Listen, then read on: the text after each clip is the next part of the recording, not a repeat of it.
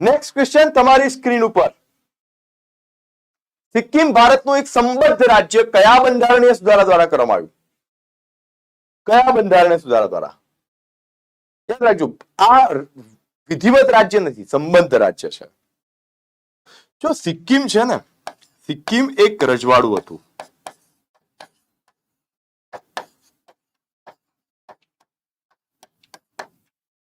હવે સિક્કિમ આઝાદી પછીથી રજવાડું જ હતું. એની ઈચ્છા હતી કે અમે ભારતમાં જોડાઈએ, એના પ્રજાની, પણ રાજાની ઈચ્છા નથી, કેમ કે રાજાશાહી જતી રહેતી હતી.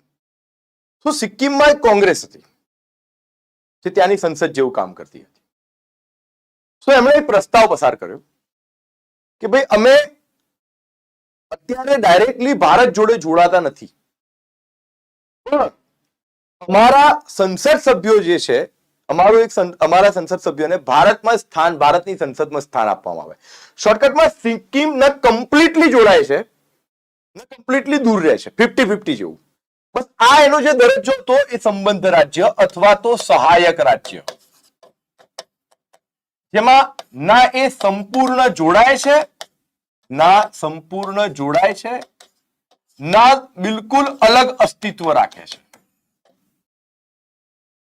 હવે સિક્કિમના વ્યક્તિને ભારતની સંસદમાં એન્ટ્રી આપવાની છે. ભારતની સંસદમાં તો ભારતના રાજ્યના મેમ્બર જાય, રાજ્યસભા અને લોકસભામાંથી ચૂંટાયેલા. સિક્કિમ ભારતનું કમ્પ્લીટ રાજ્ય નથી બન્યું, છતાં પણ આપણે એને એન્ટ્રી આપવાની છે. તો એના માટે આવું તો આપણા બંધારણમાં કશું હતું જ નહીં.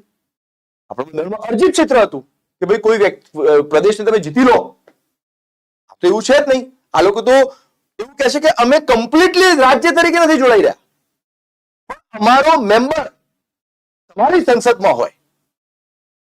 તો હવે આપણે એના માટે એક નવો દરજ્જો ઉભો કર્યો, સંબદ્ધ રાજ્ય, અને એના માટે અનુચ્છેદ 2A એડ કર્યો હતો. કયો અનુચ્છેદ એડ કર્યો હતો? અનુચ્છેદ 2A એડ કરવો પડે આ માટે.